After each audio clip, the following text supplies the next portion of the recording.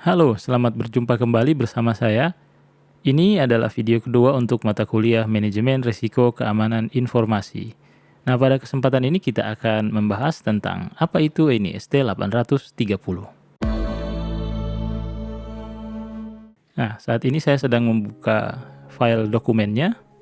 Ini perlu diperhatikan adalah revisi pertama ya, revision 1. Ada dokumen NIST 830 yang revisi sebelumnya itu kita tidak gunakan. Jadi pastikan bahwa kita mendownload yang revisi 1. Ya, NIST 830 ini digunakan untuk, kalau kita lihat judulnya di sini, dia adalah panduan untuk melakukan asesmen resiko.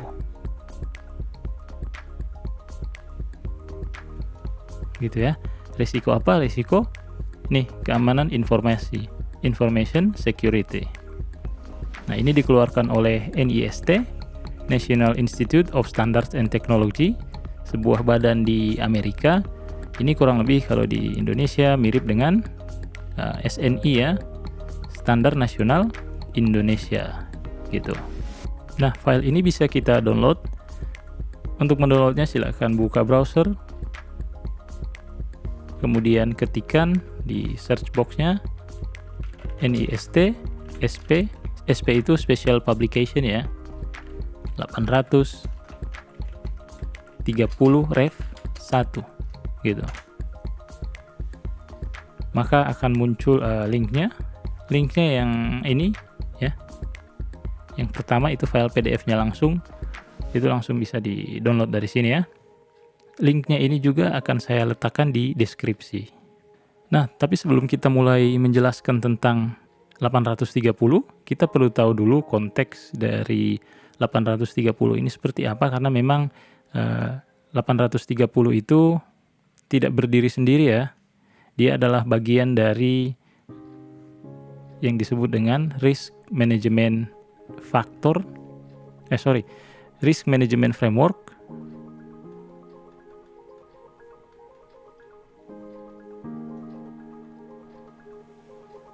di mana RMF ini dideskripsikan dalam standar NIST lainnya ya, namanya NIST SP 837 gitu. Ini kalau tidak salah ingat ini sudah masuk ke revisi kedua juga. Jadi kalau yang 830 itu terakhir adalah revisi 1, ini revisi 2. Nah, untuk mendownloadnya sama, kita bisa ketikkan kata kuncinya NIST SP 837 di Google. Mari kita coba.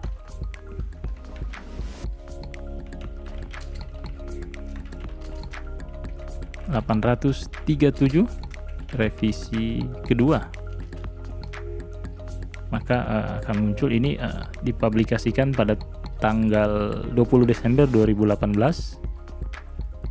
Bisa kita klik di sini.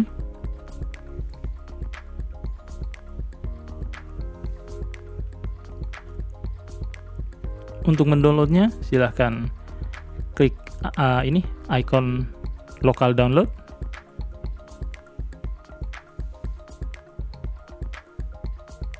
Maka dia akan di-download ya. Ini Risk Management Framework. Oke, jadi 830 adalah bagian dari Risk Management Framework. Ini 830 adalah sebuah langkah di dalam RMF gitu. Nah, kita bahas dulu mengenai apa itu RMF. Mari kita buka dokumennya. Nah, saya sudah membuka file NIST 837. Nah, di sini dijelaskan tentang Risk Management Framework yang bisa kita gunakan untuk memanajemen risiko keamanan informasi dalam sebuah organisasi secara komprehensif. Tetapi kita tidak membahas 837 lebih dalam mata kuliah ini karena memang ruang lingkupnya yang sangat luas. Sehingga kita lebih memilih menggunakan yang 830 lumayan lebih simpel ya daripada yang ini. Ya, kita ke halaman 28 ya. Pindah ke halaman 28 karena di situ ada langkah-langkah dari 837 atau Risk Management Framework. ada 7 langkah di dalam 837 ini. Yang pertama adalah prepare, yang kedua categorize, yang ketiga select, 4 implement, yang kelima assess, keenam authorize, yang ketujuh monitor. Nah, saya tidak akan membahas lebih dalam mengenai ini ya. Yang ingin saya sampaikan adalah kita ingin tahu di mana 830 berada di dalam ketujuh langkah ini. Kan tadi saya sampaikan bahwa 830 adalah sebuah tahapan ya dari risk management factor secara umum. Nah, 830 itu berada di sini ya, di awal, di prepare ya. Kalau kita klik prepare, maka akan tampil, sebentar, ini saya tidak bisa klik ini. Ada apa? Atau barangkali diklik yang di sini. Linknya tidak bisa diklik.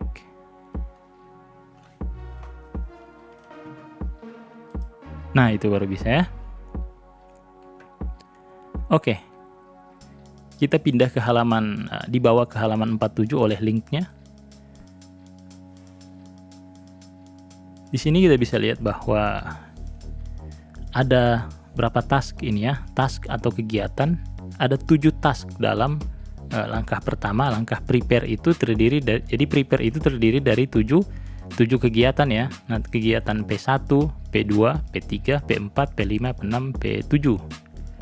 Oke, langkah pertama P1, kegiatan pertama adalah P1, itu kita menentukan, mengidentifikasi individual atau orang-orang yang bertanggung jawab untuk melakukan risk management framework. Jadi kita cari dulu siapa yang bisa bertanggung jawab. Kemudian setelah itu kita tentukan strateginya apa. Ya. Nah, setelah strategi ditentukan, kita lakukan risk assessment atau asesmen risiko. Nah, kalau kita klik lagi di risk assessment ini, di sini dijelaskan, ini halaman 49, dijelaskan lebih lanjut mengenai risk assessment atau asesmen risiko. Kemudian kita bisa lihat bahwa referensi untuk risk assessment itu adalah 830 dan 839 gitu ya. Nah, makanya kita mulai dari sini ya. Kita belajar dulu yang 830. Karena memang 830 itu berada di tahap paling awal. Asesmen risiko adalah tahapan yang berada di step prepare ya, di langkah persiapan dalam risk management factor. Jadi setelah 830 masih ada banyak langkah-langkah lainnya, tapi karena langkahnya sangat banyak, tidak mungkin kita bahas dalam satu mata kuliah di satu semester saja. Gitu ya, jadi itu posisi dari 830 dalam risk management factor, dalam risk management framework. Mungkin kalau kita gambarkan, jadi ternyata ini ada 7 step ya. Ada 7 step.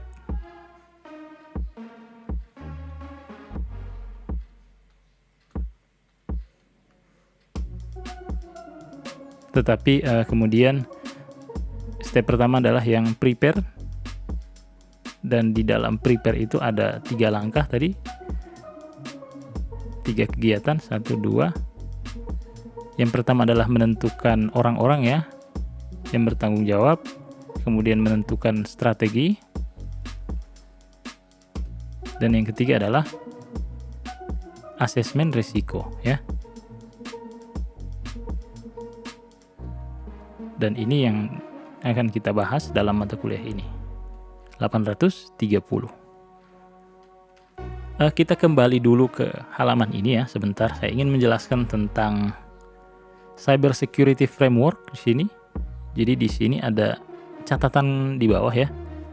Setiap langkah itu ada catatannya cyber security framework, dan kemudian ada semacam apa nih? ID AM6, ID GV2. Yang dimaksud dengan cyber security framework itu adalah sebuah framework juga yang dibuat oleh NIST. Jadi NIST itu selain mereka membuat 837 Risk Management Framework, mereka juga membuat yang namanya Cyber Security Framework.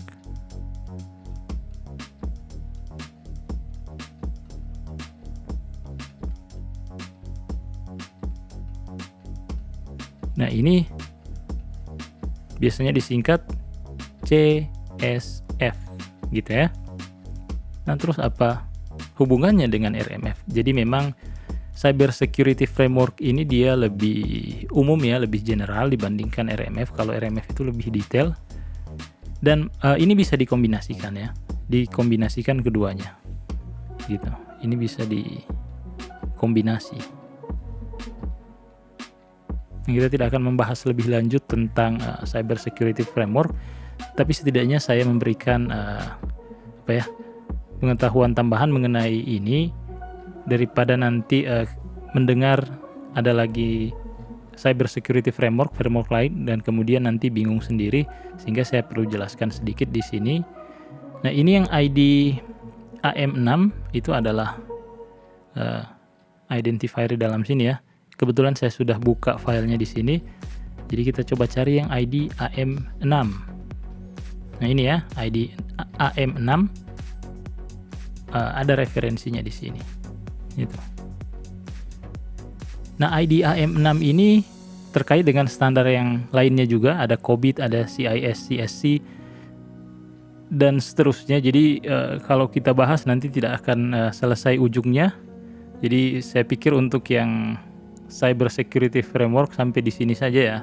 Nanti kalau memang tertarik ingin membahas, silahkan bisa di searching di Google Cyber Security Framework dari NIST. Nanti akan ketemu filenya.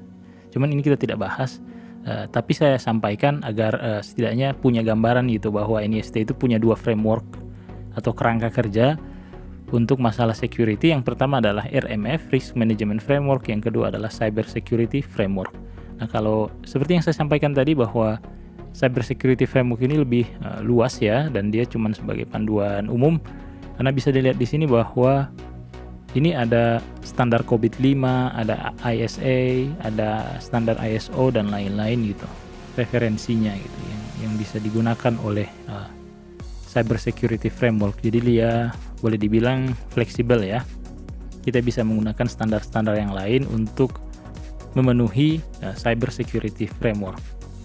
Ya, sebagai kesimpulan, kita punya dua standar di sini ya, dua framework. Risk Management Framework itu adalah yang 837. Kemudian ada Cyber Security Framework.